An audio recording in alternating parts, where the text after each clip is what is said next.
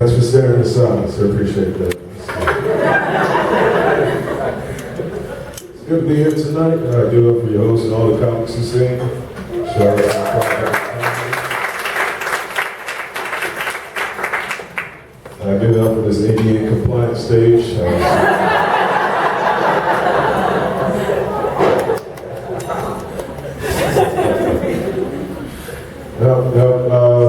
Now, I assume most of y'all wonder, I know that that's the obvious.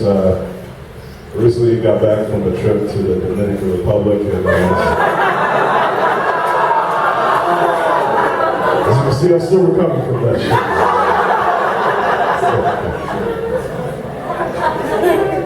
No, I mean, as a comic with disabilities, not the easiest thing to talk about on stage, but at the same time, it's not exactly something I can hide either. Shit's obviously the way I'm built. Upper body linebacker, low body SoundCloud rapper.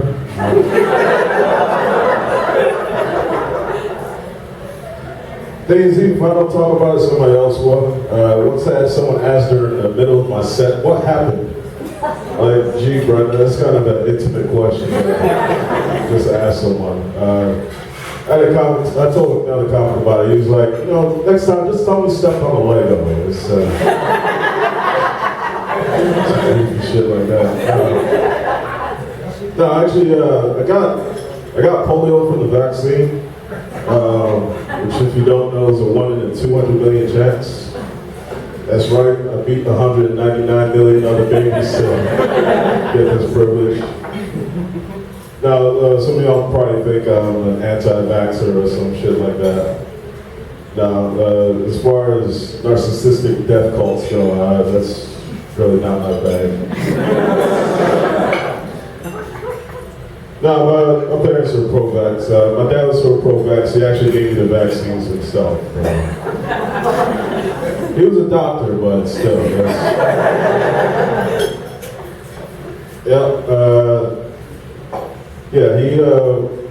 So he's from Ghana. I actually found out recently that he's half Ghanaian, half Cote d'Ivoire. No, super impressive. Almost as impressive when people tell me the two white countries they're from. Oh wow, Sweden and Norway. How did those two ever get mixed up?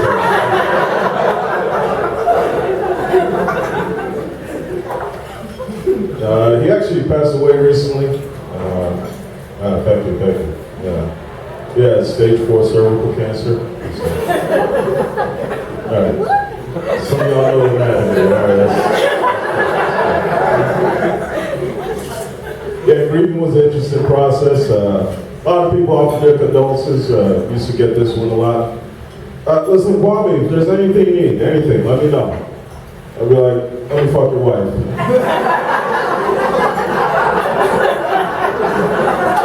I said, what? I said, I'm thankful you're in my life. That's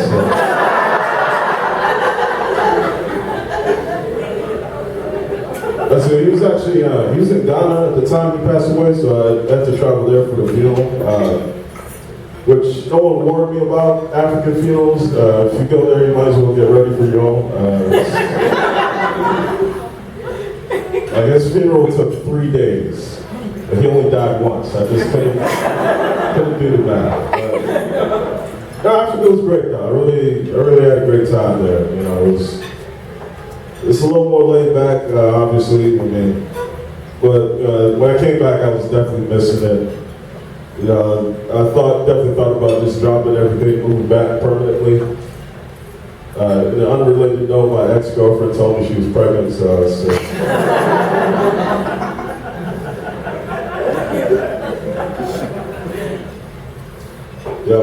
Anybody travel recently?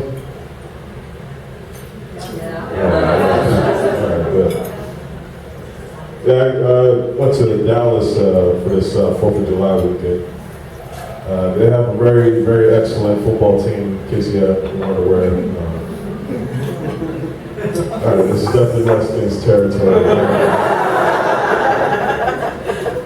No, I was a little traumatized about traveling. Last time I flew, the airline,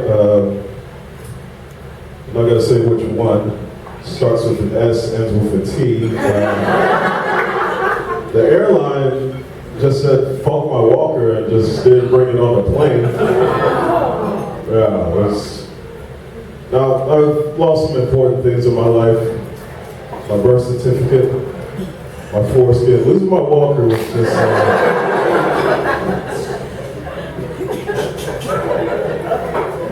every bit is traumatic, every bit is traumatic. Well, I was interested. I assume most of y'all working? You got J.O.'s? All right, clap if you make close to 6 figures or more.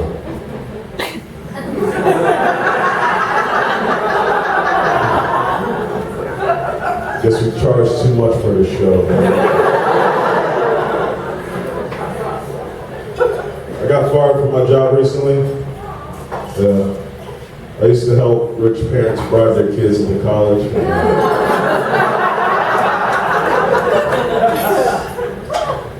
I got squirrely on my last check, so you know how that story goes. Now, I guess some weird guesses when people try to figure out what I do for a living. Lately, I've had people ask whether I served in Iraq or Afghanistan. Now, I don't know if it's the way I carry myself, or that fake uniform I've been wearing.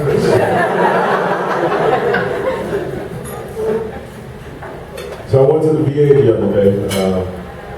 They refused to treat me, of course, just like a real veteran. And we had to pay for that military parade somehow. You know, it's too political for DC. Any vets in the house? Yeah. I don't make money on you, the military.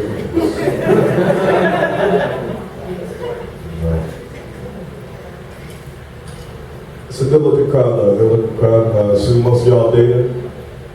Clap if you're in a toxic relationship.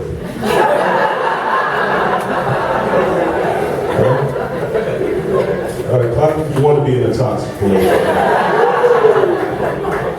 All right, my kind of people. I've had some interesting situations. I once had a girl throw eggs at my car while I was still inside the car.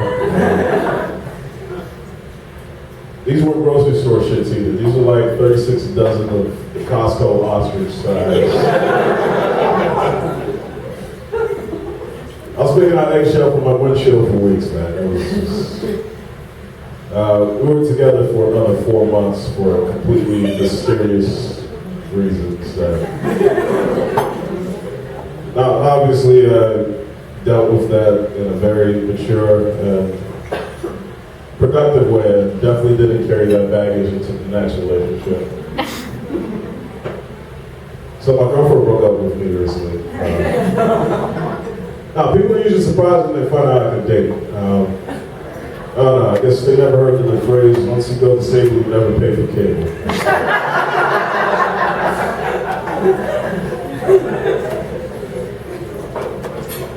That's a good one, I'll keep that shit.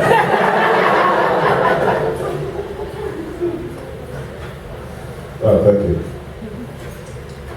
Took me 5 minutes to get up here, but we'll keep that under advisement. Yeah.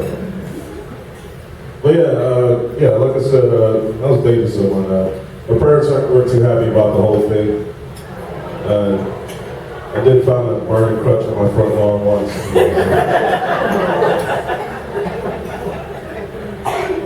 It was too real for someone else. Interesting. Yeah, I've been driving. People usually surprised when they find out I can drive. People are surprised in general about me. That's what I've learned. But yeah, always see it coming too. You know, they'll be all trying to figure out, you know, how do I get around? How do I move about? You know, it must be so hard for you.